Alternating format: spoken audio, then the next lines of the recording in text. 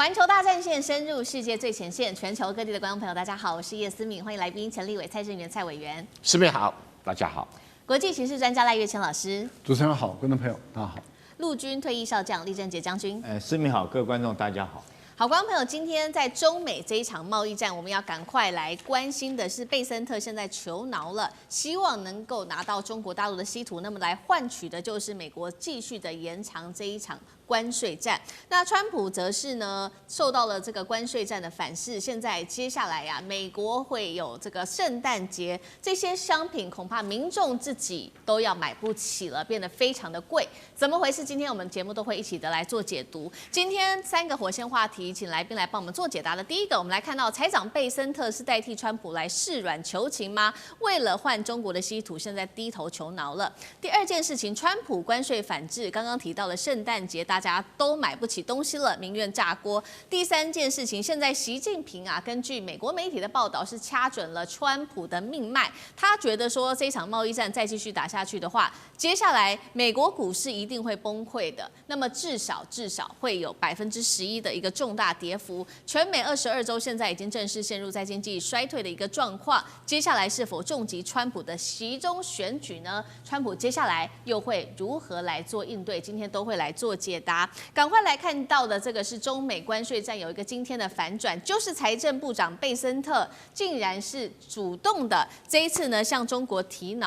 求饶了。他说，如果大陆你愿意停止实施新的稀土出口管制的话，美国呢我们就会对你们大陆的商品暂停这个关税措施，延长3个月以上。大家就觉得说，这怎么回事呢？这个也太讽刺了吧！因为这个贝森特前几天才说呢，会针对中国的稀土管制啊，他痛批是与世界对抗。呼吁这些全球的盟友们一起对抗大陆，怎么现在美国变成第一个向中国主动低头的人了呢？其实不只是美国，向中国大陆低头，许多的国家现在也一起团结起来对抗美国。实际的例子，我们来看到的是，首先加拿大30年来第一次的从墨西哥进口新车的这个新车的数量终于正式的超过美国了，新车总额来到了7.84亿美元的金额。另外就是大陆了，大陆从7月开始零采购美国的大豆，转向南美洲来做采购，避开这个关税的贸易战。印度呢，则是跟中国，终于是这个冰冻关系现在破冰了，2个国家恢复直航，双方的交易也正式的开启了。就连在非洲的小国，这个是赖索托，他也把他的纺织出口重心开始转到其他的国家去，亚洲、欧洲等等，就是不跟你美国做太多的交易。而这一场关税战，其实美国老百姓反噬才正式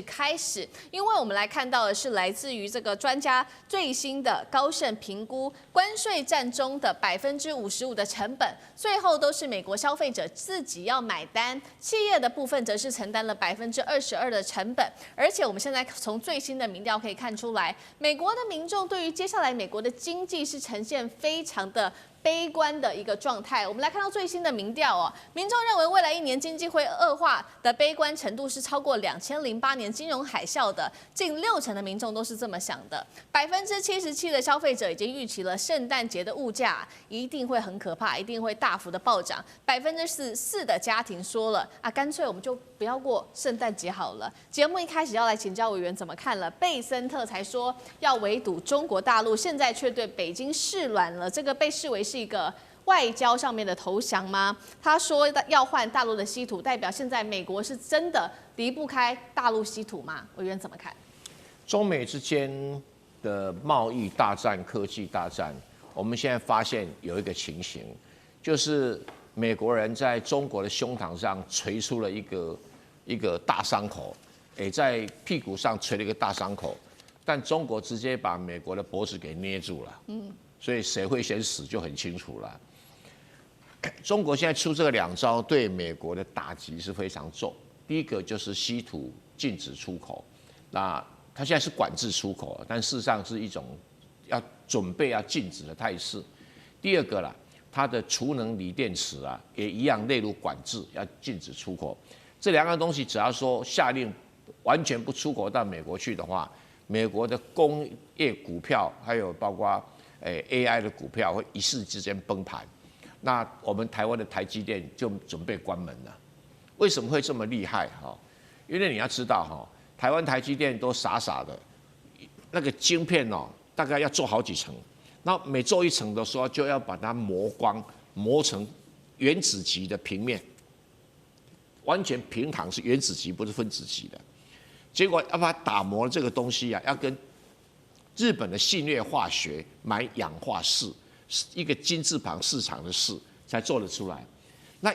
这个信越化学用氧化铯的液体，当然做得非常的好，全世界其实独一无二。但它的原料就铯这个东西，全世界只有一个地方有，叫做中国。所以中国如果跟信越化学讲说要我卖给你啊，你不只卖给台积电，明天台积电关门了。那你所有看得到的微电动马达，现在微电动马达很多啊，机器人的关节啦，那微电动马达，汽车啊，火箭啊、炮弹啊、飞弹啊，那种微电动马达多了很多，包括那个什么隐形战斗机啊，调那些东西，很多都微电动马达，通通要稀土，没有稀土做不出来。那请问各位，如果中国拉狠了，把它 K 掉，举个例子，台湾一年要用到的稀土啊，不是从间接的衍生品哦，间接衍生品多得很，直接进口的稀土的6000公吨，起跳6000公吨，去年将近7000公吨。那请问各位，没有的话，中国顶多少赚一笔钱而已啊，那没有的话，台湾的半导体股票马上砰，对，那什么跌11%。不值，大不值。当然不值啊，因为很多人不晓得稀土厉害在哪里。那你说美国有没有稀土？有啊，你提炼不出来，为什么？要做到半导体这种微电机的永动电池的那个磁铁的时候，要做到什么？一定要什么？像铯要提炼到比丽江郡的黄金的纯度还高，要到99.999。丽江郡的黄金只有99.99而已哦，它99.99三个9，999，没有你打磨不到那个原子级的平面，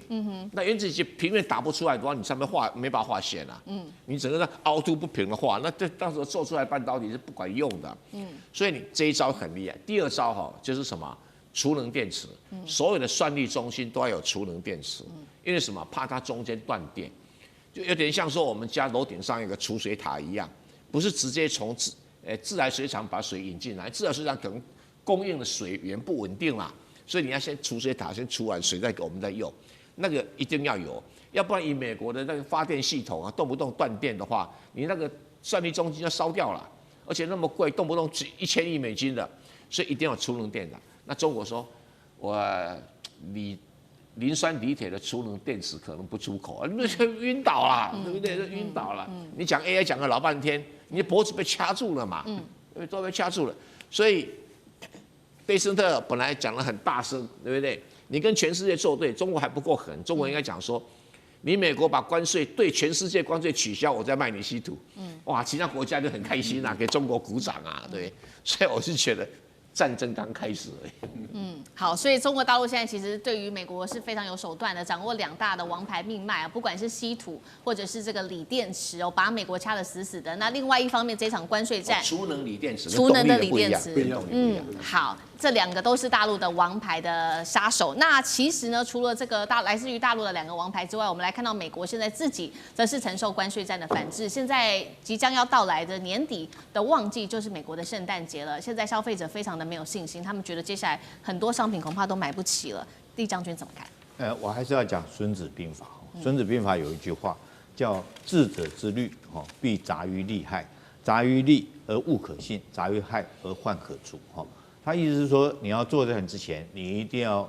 这个敌人的利跟害，你都要很客观的来做分析。那对你有利的，你当然你就可以采取这种政策。但如果说你发现这中间来讲的话，对你有弊病、有伤害的地方，然后你就必须要想办法把它去除掉。那我们看一下，假如说我们将中美这场贸易战定位一场战争来讲的话，那这个川普在开战之前，他有没有考虑到这个贸易战一打下去，对他来讲什么地方是有利的，什么地方可能会因此而遭受到这个贸易战的伤害哈。所以我觉得他完全没有考虑到，他原来只是一厢情愿的认为说是我借着这个关税哈，让所有制造业重回美国，让美国再次伟大。可是他没有考虑到很多的细节方面，譬如说你美国很多的物品来讲，你自己制造的人工成本，或者你要进口的原料，已经不是1920年代的那个时期了，对不对？你工人的成本已经推升到很高了。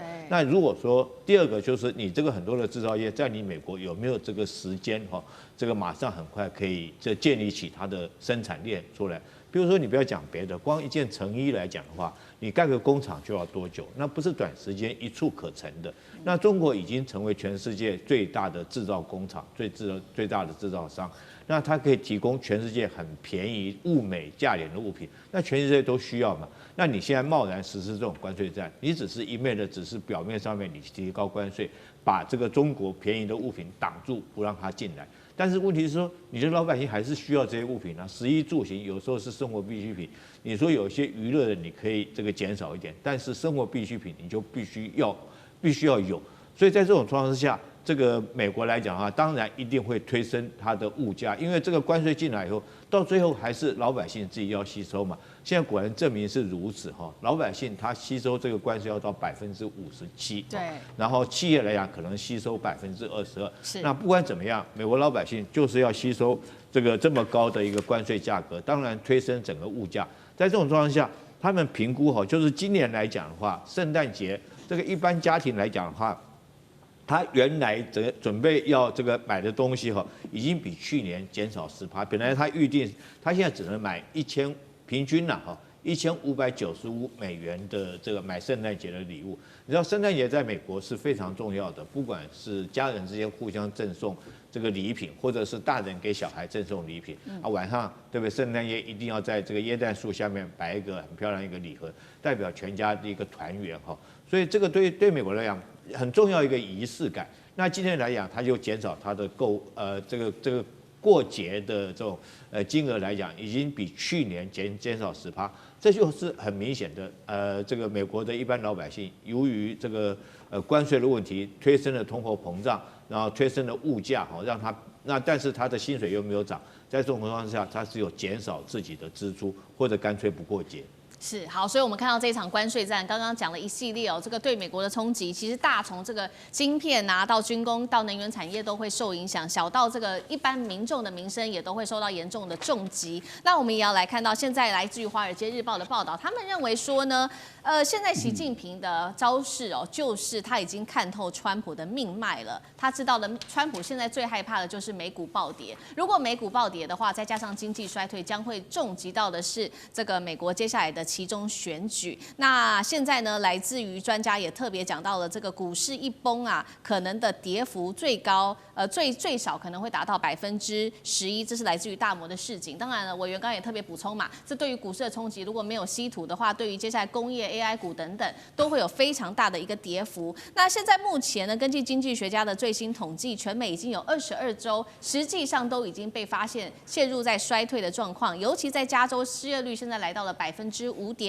今年已经流失了21万个工作机会，这些都已经是实质的经济数据了。如果他们认为加州跟纽约的经济在恶化，将会拖垮整个美国的经济，这个是习近平掌握到川普最致命的弱点吗？会对于接下来期中选举有什么样的影响？那川普会怎么应对？赖老师怎么看？这个只是一部分啊，因为我们讲的稀土管制，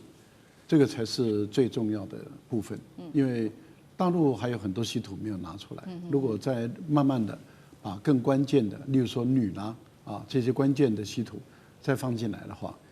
它可以把所有的 G7 的工业国家它的现代化，不只是 AI 哦，它是连现代化都全部都打垮。那也就是说，你不会再是一个文明的现代化的国家了，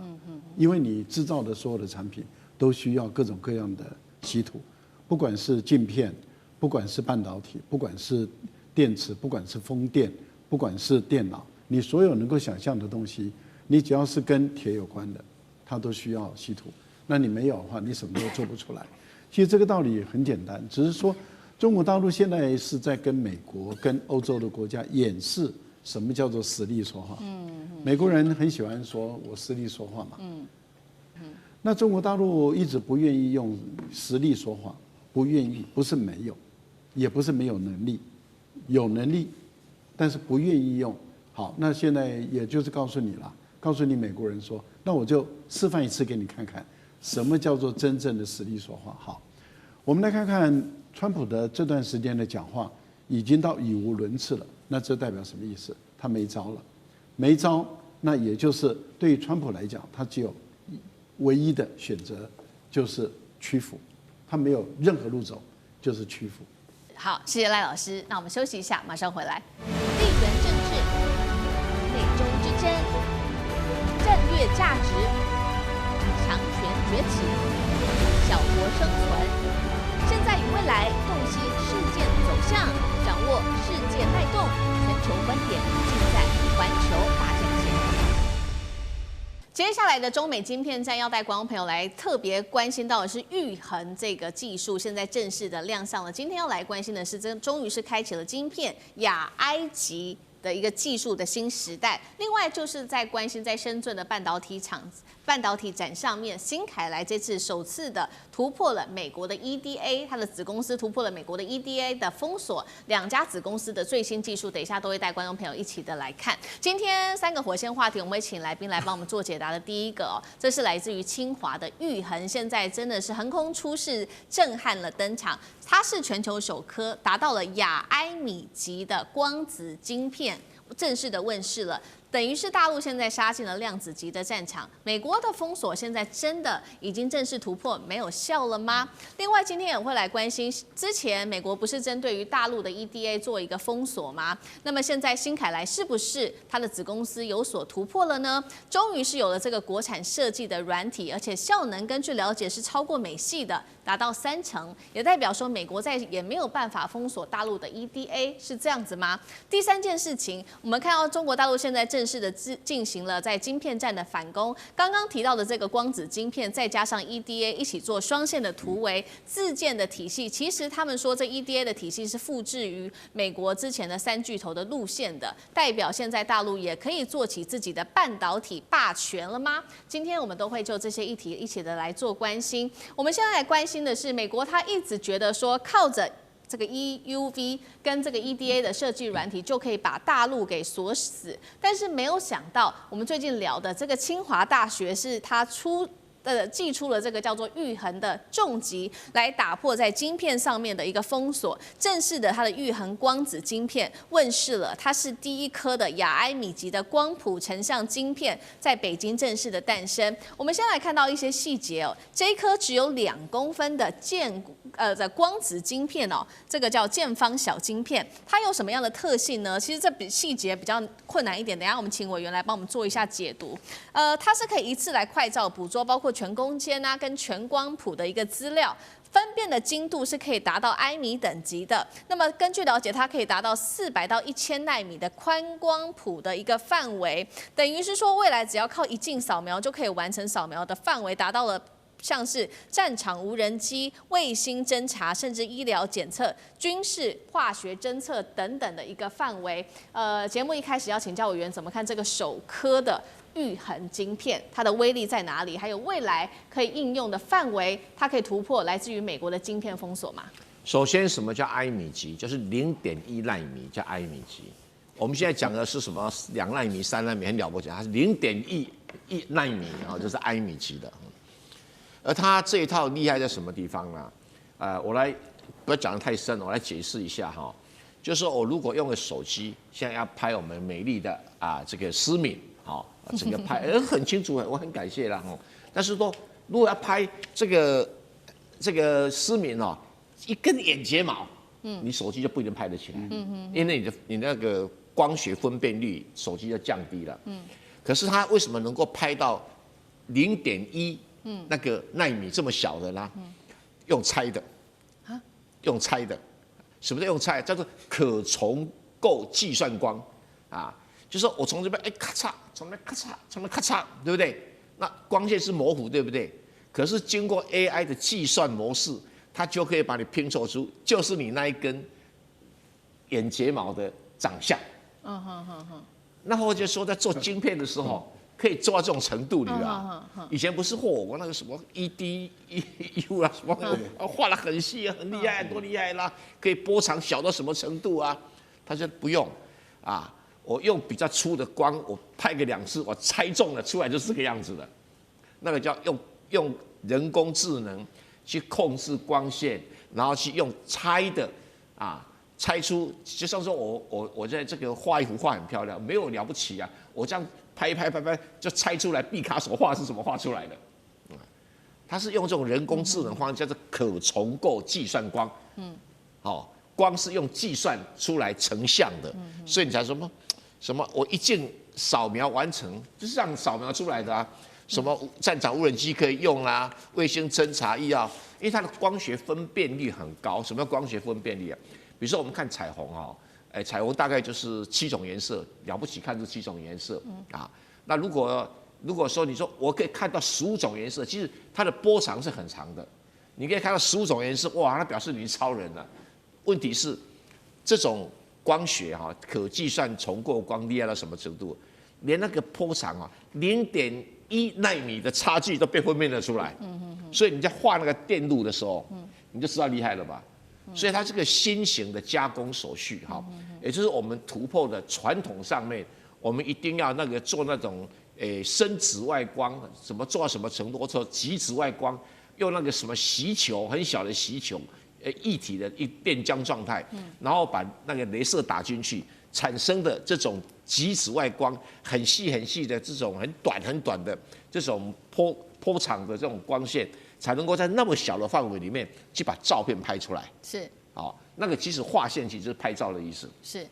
他说变啦，对不对？我这样用一种特殊的光拍，我用电脑集成猜就可以猜出这个线路图了，厉害吧？是，所以这个技术竟然已经上了《自然》杂志，对，表示它被科学公认是可行的。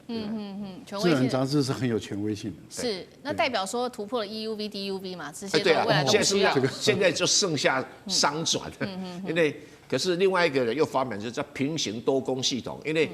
你拍的时候还要那个机器能够动快速能够动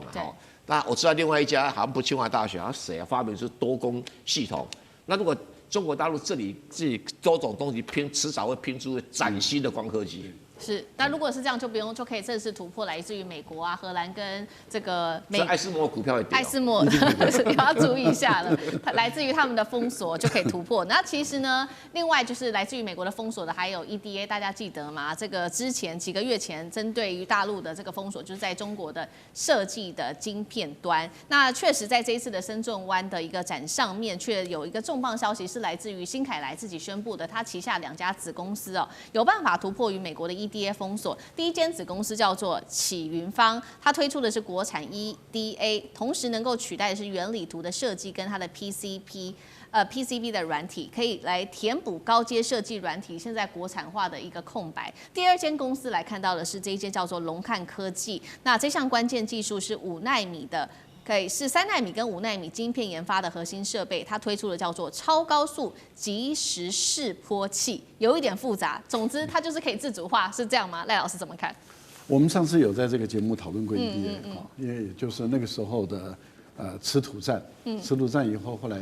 川普他们不是对于这个波音的零料件停工，还有就是这个自动化的软件设计系统也停工。那时候我们也在这个来讨论的时候，这个蔡委员有介绍了 EDA， 就是电子设计的自动化软件。对，全世界就有3家公司会做，一个就是德国西门子，另外2家是在美国，包括新思科等等那当时因为西门子德国它也受迫于美国的压力因为他们本来是希望说你美国归你美国，我西门子归我西门子，因为对于德国来讲，他也害怕中国大陆反制嘛。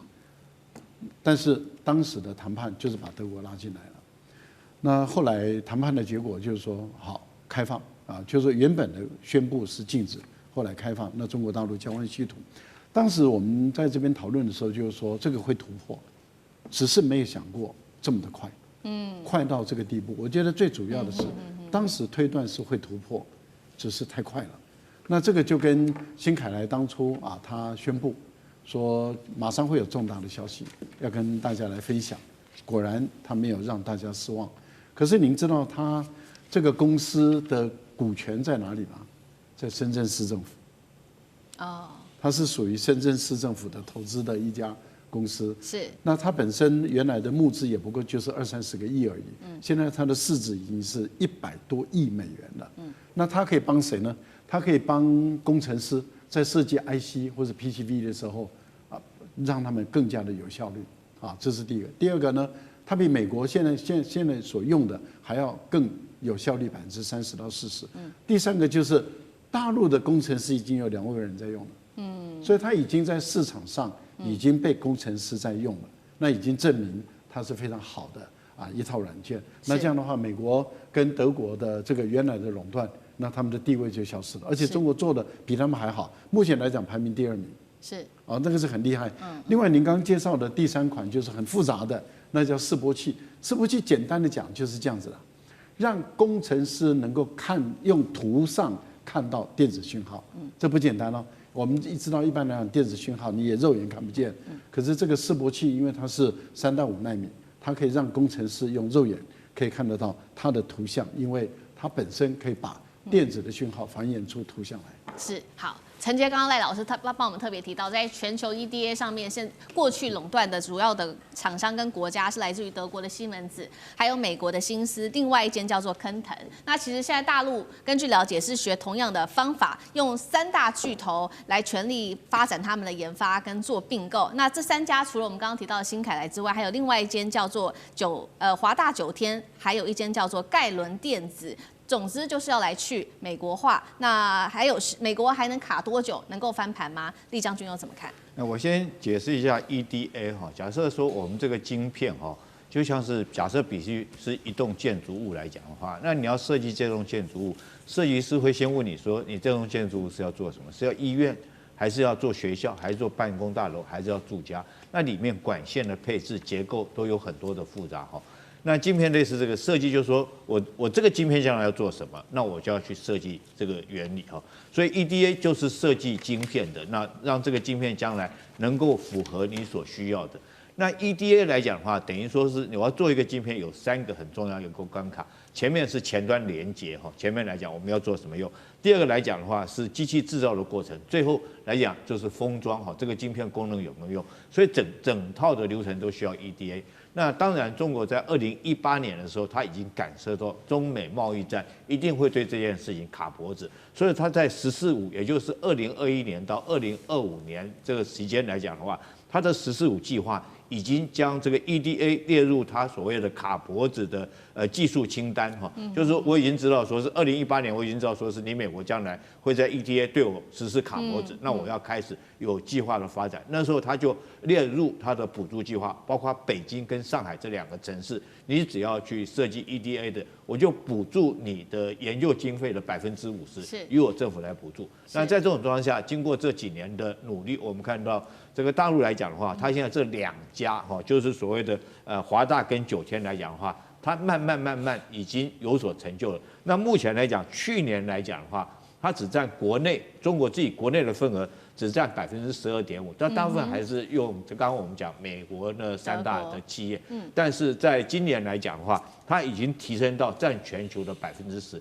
也就是它逐步已经上升。可是美国如果说对中国 EDA 这个管制的话，确实是双面刃。第一个，当然你会伤别人；第2个，你一定是伤自己。为什么 EDA 最重要的是人才？那你东西你不卖给中国来讲的话，那你人才你就没有钱去发薪水嘛？没有钱去发薪水，这些人才就不会来。因为 EDA 跟其他的晶片不一样，你可能其他需要产业链或那 EDA 最重要的就是人才。那现在相对的是中国有很丰富的人才库。那现在美国自己又要搞一个什么 H1B 的那种签证，管制人才到美国去。那这些人才刚好就留在中国国内哈，这种懂得这个软体开发设计的人才。所以我觉得在这种在这个状况之下，中国来讲应该很快。那现在新凯来自己都已经推出2套了，那而后来讲，我想说在这方面来讲的话，一定可以加速它的进展。好，谢谢厉将军。那我们休息一下，马上回来。地缘政治、美中之争、战略价值、强权崛起、小国生存，未来，洞悉事件走向，掌握世界脉动，全球观点尽在环球大战线。观众朋友，今天节目我们要来关心在中美之间的这个海上霸权哦。首先是来关心的是美国的这个修建厂现在倒闭了，所以会导致什么问题呢？10艘的航母接下来如果坏掉的话是没有地方可以做维修的，尤其杜鲁门号都已经坏了8个月了，到现在都还没有修好。另外一方面，我们也会来关心的是大陆的核航母哦，这个004终于是开工，我们等一下会来做它的战力上面的关注之外，今天也会来关注另外一个是大陆的水桥巨舰正式的亮相了。外国媒体是这样形容的，他说简直是重现诺曼底登陆的景象，代表3次世界大战正要开启吗？等一下我们就会就这些议题来特别做关注。真的，美国海军这一回是出大事了。刚刚提到的嘛，唯一一个在美国能够制造蒸汽弹射还有修理的这一间公司，正式的宣布破产而且接下来会停止营运。什么意思呢？就是10艘的尼米兹级的航母的弹射系统维修线等于全部都停止了。尼米兹级的航母未来如果坏掉，要去哪里修呢？现在画上一个大问号。尤其我们今天要来看到的有一个很严重的问题，就是杜鲁门号。今年2月的时候，在地中海不慎遭到商船给冲撞哦，导致舰体破洞。但是呢，现在根据了解是没有办法做任何维修的，一直要到2026年的10月才能够进场，才能做维修跟这个开启它的维修系统。再来看到的是，除了尼米兹级的航母现在维修出问题，福特号呢，现在呢我们也要看到它有一些的问题也出现了，即使是换上了电磁弹射，但是也是很多的问题。目前它已经实施过超过2万次的弹射，3万次的着舰测试，平均600次会出1次故障。但是呢，现在看起来好像没有到非常的高，但是目标是4366次的零故障，这个数据真的还是差太远了。到底怎么回事？美军还能维持在全球的战力吗？尤其如果它的航母无法做维修的话，委员怎么看？这一家专门在做蒸汽弹射器的公司叫 Babcock 就是翻译成巴布科克这家公司在19世纪成立，是一个很老牌的，做锅炉做核子反应炉然后它目前是宣布破产、停止营运，可是被另外一家公司接管所以目前营运状况不是很好，但是不至于到完全没办法修的，没办法提供服务的地步可是为什么它这个会被视为破产倒闭啊？它的股价本来还在30块美元，这2天已经跌到1块钱了。跌1块钱，哇塞，不是黄金还好，还好没买。所以跌得惨兮兮，几天1个礼拜而已就跌了1块钱那为什么？因为他没有生意。那为什么没生意呢？因为美国现在在做的所谓的那些核子反应炉都比较新型，它是旧型的。然后美国即使说要做航空母舰的弹射，现在以后通通改成电磁弹射，已经没有人改蒸汽弹射了。所以它订单没了。订单没了以后，现在美国要做的这些什么蒸汽炉锅炉它也没有什么钢铁厂，也没什么造船厂可以去弄。它本来就是做这种很重要的航母里面的零组件的。那我问你一件事情，现在美国有没有做航母也就是甘乃迪号做了，跟它没什么关系所以是因为生意没有了，那很自然的每天都花钱，每天花钱，就出现问题。那这个尼米兹号的航母，比如杜鲁门号，前几天那个伟大的总统川普还在前面演讲，就用一个布盖着遮羞布，面膜，好像比较好听一点。为什么？因为他第一个他没有回去没有船坞可以修，第二个很好笑，他回去没有焊接工人可以修，第三个里面要改很多零件，他零组件送不上来。所以有的地方已经修补了，但是被撞坏的那一部分还没有办法修补，但是已经开出来说耀武扬威了嘛那我们就面对一个很现实问题，好吧？你不用蒸汽弹射的供应商已经破产，现在在破产保护了重新要去营运，可是你电磁弹射的效能也很差，它电磁弹射的那个损伤率还不到。效率还不到中国的2%还不到，你看嘛，这个600次1次故障，对那不是开什么玩笑？而且更惨的，F-35现在还没办法上舰去电磁弹射，这个才离谱。现在他谈的都是什么那个什么 F-18啊之类的东西，那你不是用逆中战机要增加你战力吗？一个最新的航母没有办法弹射逆中战机，而且更惨了，比较重的预警机它也还没办法弹射，所以美国这一次的福特号的缺点啊，很可能在下一次的甘乃迪号才会全部更正过来。但这整个系统就表示，第一个，美国的制造业整个系统坏掉了；第二个，美国的国防部的管理人员有问题了。为什么政客换来换去？有些国防部长根本搞不太懂这些东西的，所以他根本没有办法管理一个很现代化的航母。是好，所以我们今天特别要来比较，就是美国跟中国大陆的海上战力。这边是美国的航母，现在其实在各种的问题上问题频很多。那其实我们现在来看到的是大陆的航母，我们今天要来看到的是2个，第一个是福建舰，那另外一艘我们今天也会来关心的是004的核动力航母。好，我们先来关心的是福建舰。其实呢，2024年5月它开始做首次海试，到现在已经完成了这个关键的弹射试验，不到1年，现在呢，根据媒体的报道，已经有多项重要的突破了。这个是来自于福建舰，另外就是它的这个004核动力航母了，确定在大连造船厂已经动工了，排水量11到12万吨。搭载的是龙威反应炉，航程几乎就可以达到无限哦。那电磁弹射之外，它拥有的设备还有这个全尺寸的飞行甲板。那专家也这边做了一个透露，说未来中国的目标是2035年之前要打造6个航母的战斗群，其中有4个是类似的哦，就是核动力的航母。赖老师怎么看？大陆的已经正式进入蓝水强权了吗？当然是因为。从习近平宣布啊，中国大陆不只是一个陆权大国，更是一个海权大国啊的时代开始，中国大力的发展航母战斗群，这是一个必经之路，也必须要走的路啊。全世界可能只有中国大陆是同时具备陆权大国跟海权大国双权的一个国家，它可能是全世界唯一的。美国是一个海权大国。可是美国绝对不是一个陆权大国，是，但中国大陆却是啊，这个不简单。而且中国大陆的人口基数够啊，例如说14亿人口，它只要它的人均啊这个国民生产所得一直升高，你想想看，如果说假设今天大陆的人均那个国民所得它是3万块美金，假设了，那就等于是美国人的1/2而已哦。哦，美国如果说是6万，大陆只要是3万，可是14亿人口。美国的中国大陆的综合国力就比美国多2倍到3倍，那中国大陆的整个国家的总预算那就比美国多5倍左右，那不得了啊！所以你就可以看到一个国家可以强大到这个地步，这个当然你以后 G7 所有的世界的总和可能都不到中国的1半，是啊，这个就是未来的一个趋势。那中国很有可能已经就是说中国已经注定要成为，如果它的政局稳定。经济继续这样子一个5%的左右的一个发展，中国大陆成为全世界的第1强权的情形下的时候，你说它的海军6个航母战斗群可能都不够用，因为它会随着它的一带一路走到哪里，它的航母就要发展到哪里。只是我们没有想到，这个核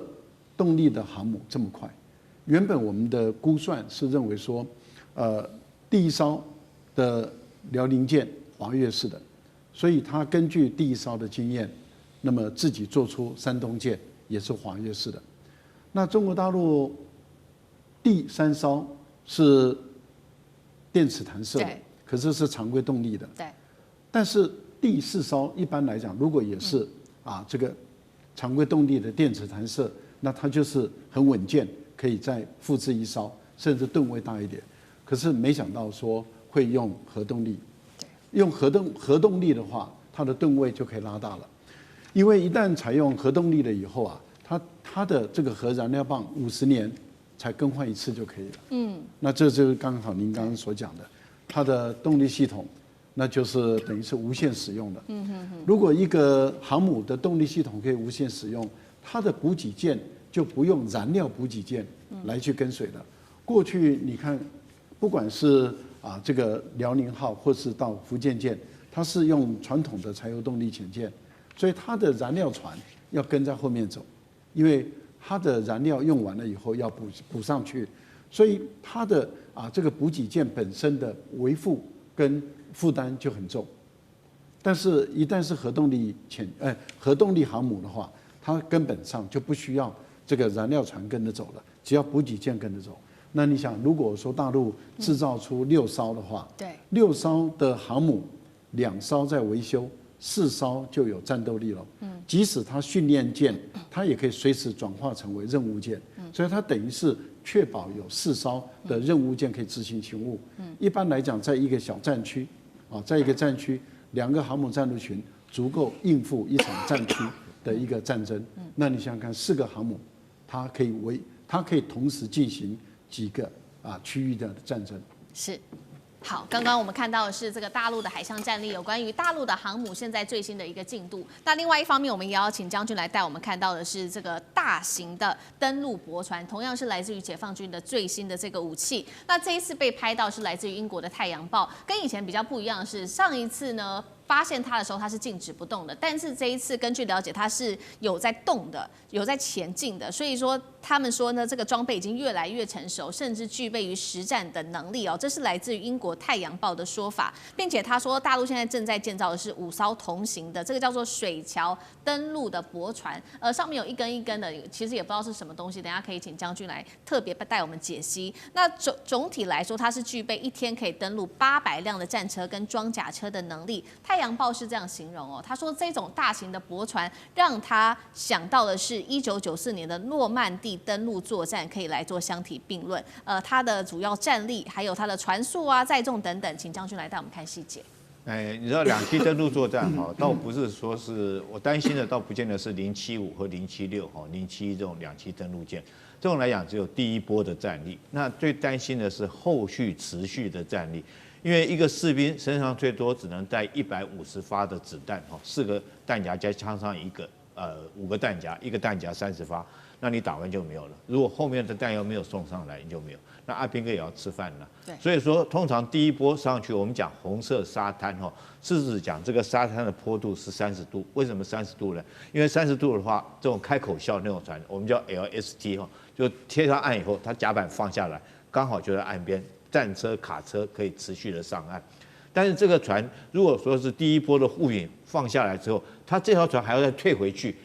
装载第2波的物资才能够送上来。所以如果说没有持续的后勤补给或者重装备上岸来讲的话，这个登陆是一定会被推到海里面去的那诺曼底登陆大家都只看到滩头那边，但是你知不知道，从英国他们拖了一个浮动码头，直接拖到诺曼底去。那让用这个浮动码头，让所有的货轮可以靠这个码头以后，将它的战车、将它的补给品、将它的卡车，然后上了这个码头后，才能源源不绝给登陆部队来做后勤补给。那我们现在举例来讲，如果说第一波登陆上去之后，大概你顶多只能建立一个我们所谓滩头堡在你这个地方，你一定要夺取人家的一个港口。你有了港口之后，你的货轮才会进来。就像我们现在经常。这个美国也一直在讨论说，中国发展很多滚装货轮，它滚装货轮就是战车可以持续下来嘛。那如果说是有这个水桥船的话你看它前后相连接，它前面那个甲板放下来，后面那个甲板放下来，那跟后面那条船又连接在一起，大概就可以连接很远。我举一个地方你就知道，你有没有去过台中有一个风景区叫高美湿地？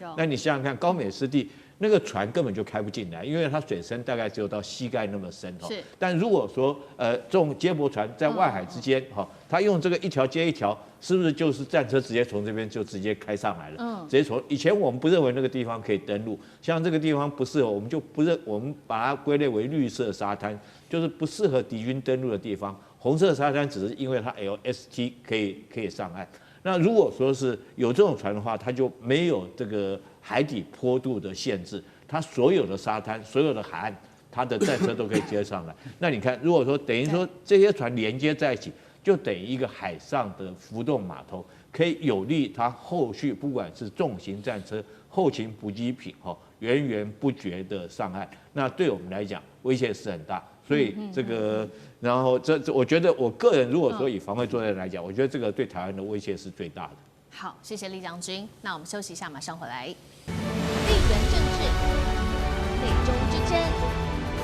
战略价值，强权崛起，小国生存，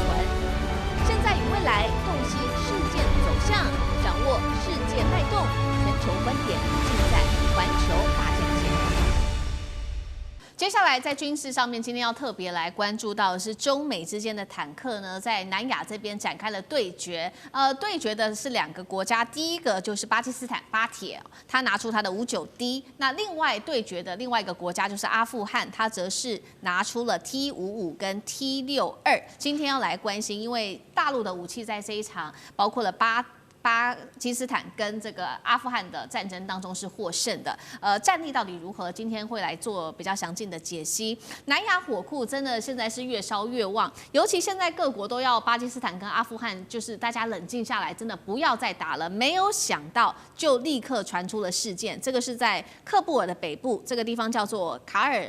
尔卡纳，传出了连环的爆炸声。阿富汗的媒体说，这个就是来自于巴基斯坦的最新的一个空袭。那巴基斯坦的军队也宣布了，确实现在是击中了这个对面的塔利班的阵地，那造成至少有20名的阿富汗士兵阵亡，而且现场还有上百人因此受伤。除了在关心这个战情之外，我们今天要带观众朋友就武器面，我们要来关注的就是这一场战争当中的钢铁对撞，一个是来自于巴基斯坦的59D对上阿富汗的 T55跟 T62。巴基斯坦的主力这个59D呢，它是搭配于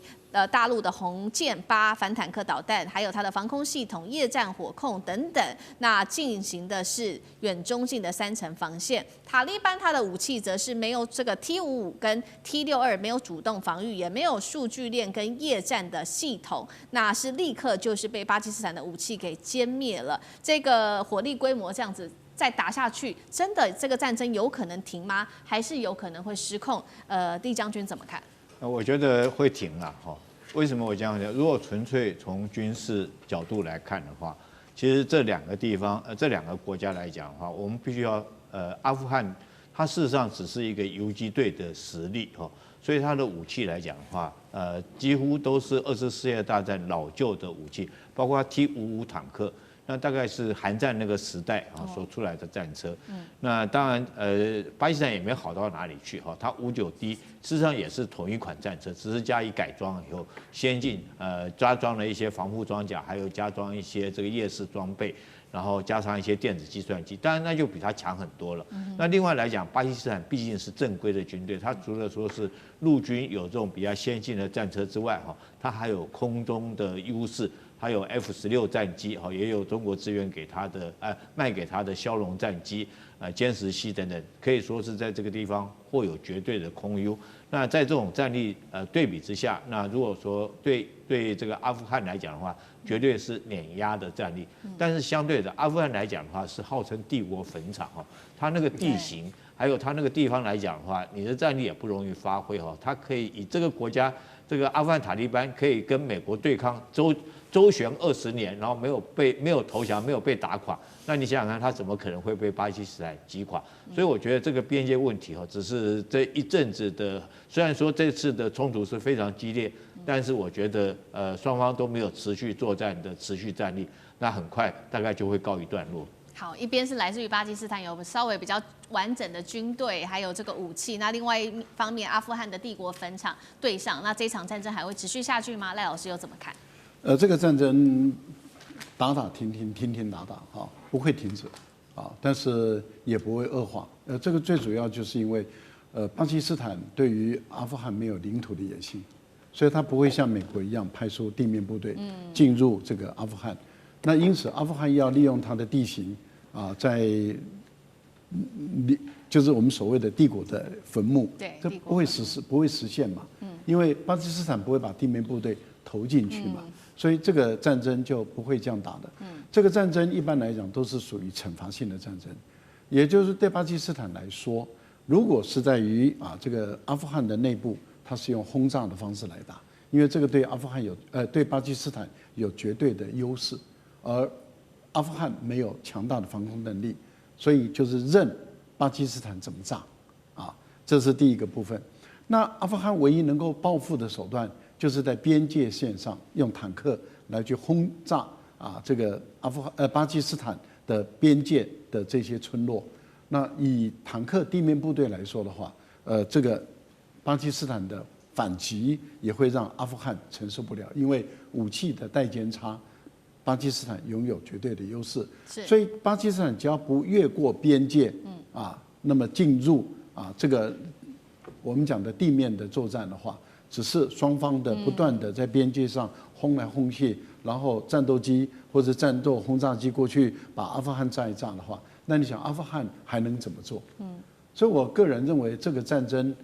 打不久，但是问题就是也不会完全停，要一直要到政治上的问题能够告一段落。我个人的推断是，大陆迟早会介入的。大陆因为目前来讲，唯一能说上话的，对两边能说上话的，就是中国大陆。可是大陆目前来讲不轻易介入，是因为还在观察。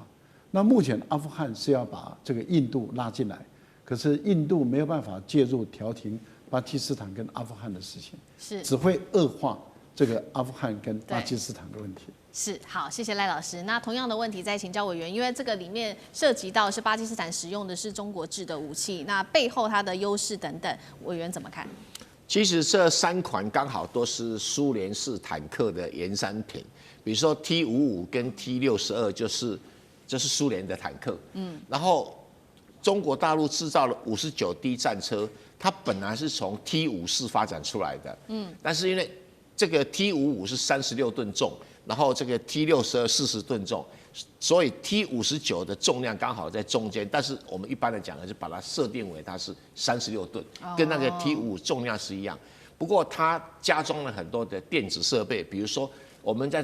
这种炮弹的话，一定要测距。测距的话 ，T55跟 T62用的是光学测距，就是一般的光，然后59D 是用雷射测距，那是精准度当然会比较高。还有它的装甲本身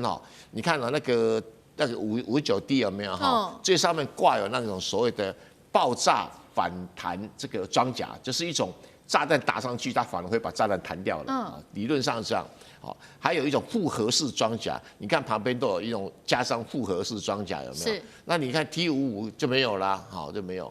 所以这个在防护方面它比较强，然后在攻击方面，这个59D 也比较强。所以这么一比下来，你就知道谁强谁弱。那这一款等于军火工业，等于在全世界讲说，虽然都是苏联系统出来的坦克车，但中国改良版的远比苏联自己制造还很多。所以上一次是把法国的阵风战机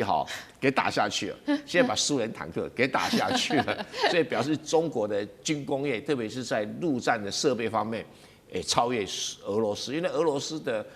陆军的设备被认为全世界数一数二的那中国这方面的确超过去，而且电子通信各方面的，中国也比那个俄罗斯的现在的设备强很多。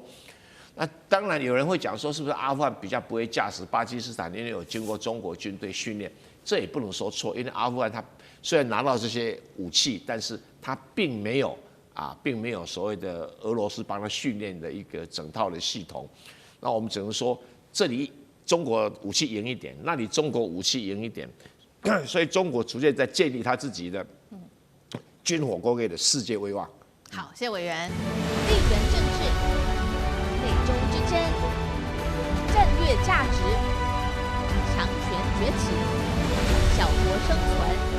现在与未来洞悉事件走向，掌握世界脉动，全球观点尽在环球大战线。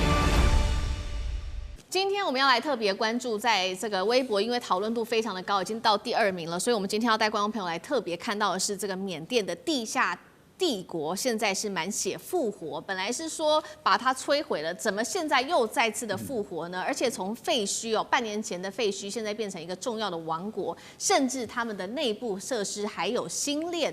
那是有什么样子的黑金在撑腰吗？变成了现在亚洲最大的地下国度再度崛起。怎么回事？等一下一起的来做关心。它这个地点在哪里呢？就是缅甸的 KK 园区。现在整排新的大楼林立，规模更大了，而且设施也变得更先进了。今年2月，大家还记得吗？当时不管是中国、泰国、缅甸才出手歼灭了这个园区，短短半年满血复活，这边新增的这个大楼数量达到了数十栋，周边的这个道路交通建设已经变得更为齐全了。重点是它竟然还装上了马斯克的星链在这个里头，大家就在看说，难道马斯克也成为帮凶了吗？赖老师怎么看？这背后是有什么样的势力在帮忙吗？是国际黑金在撑腰来保护这一座地下国度吗？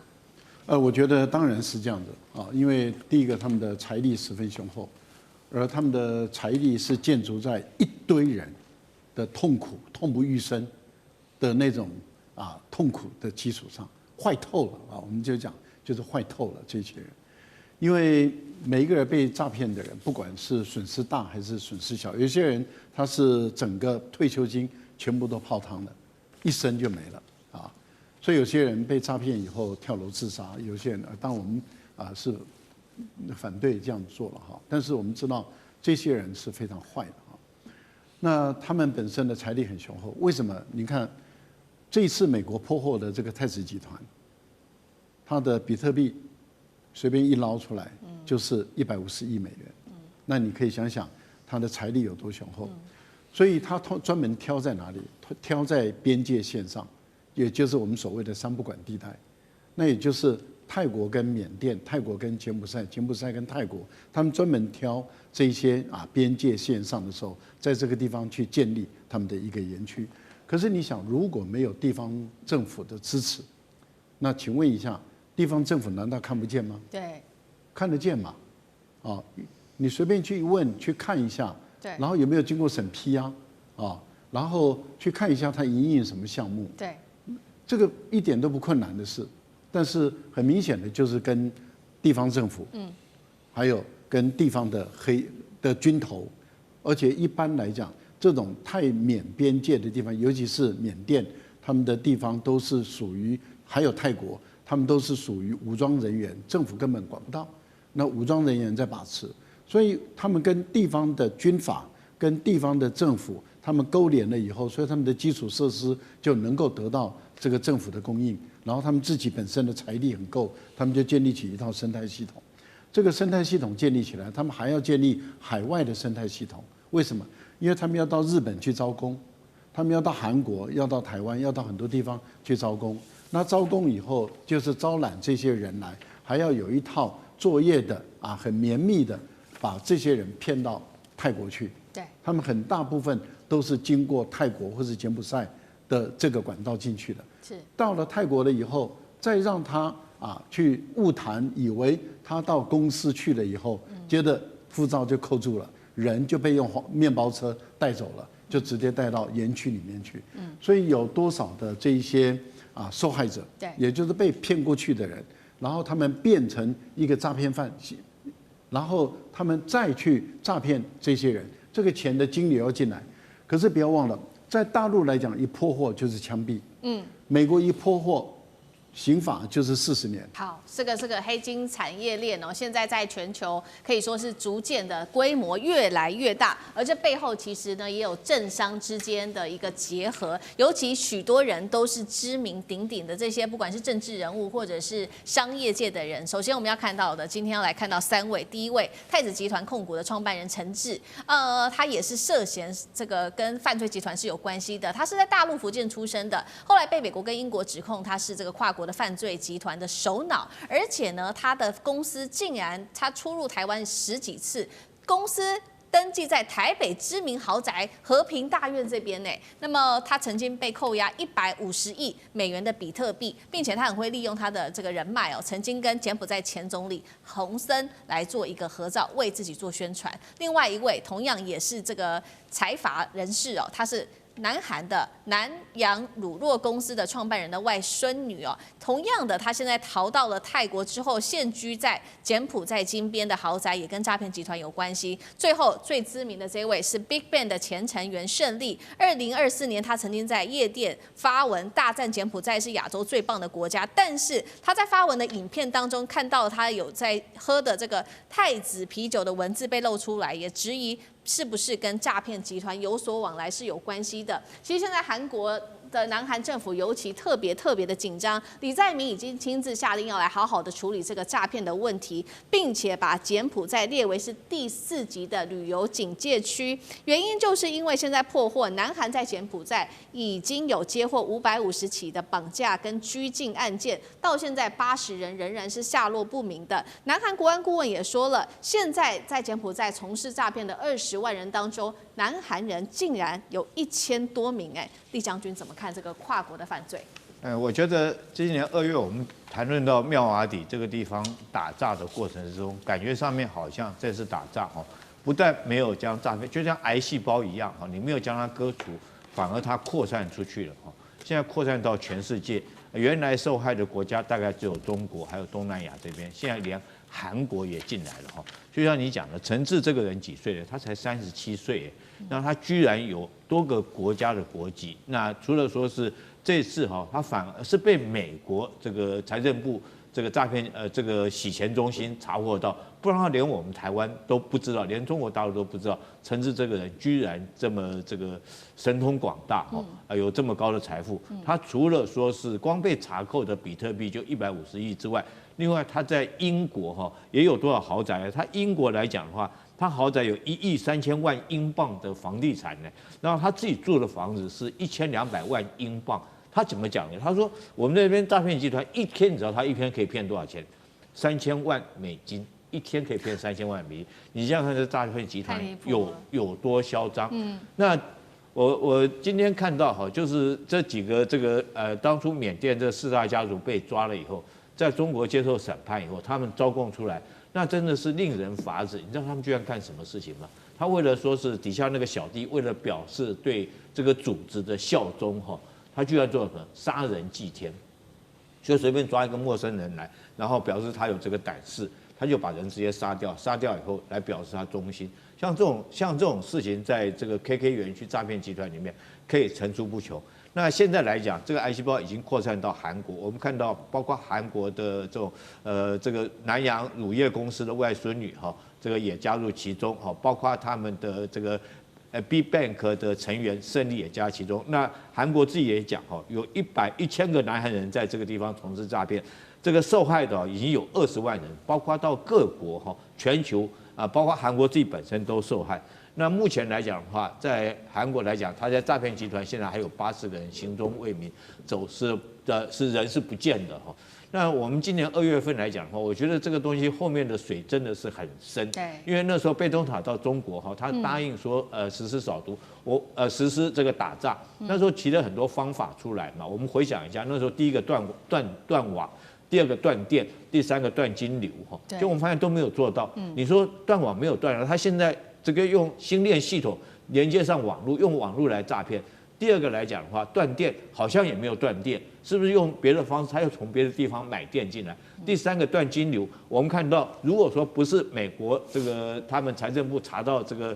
金流有问题、洗钱有问题来讲的话，还没有抓到陈志这个人，那是不是泰国跟缅甸这些国家都要负起很大责任？尤其让人家感觉上不可思议的，陈志居然可以跟这个洪马奈哈。跟他们在一起合照，那你不得不联想到，他们整个来讲的话，已经是这个政府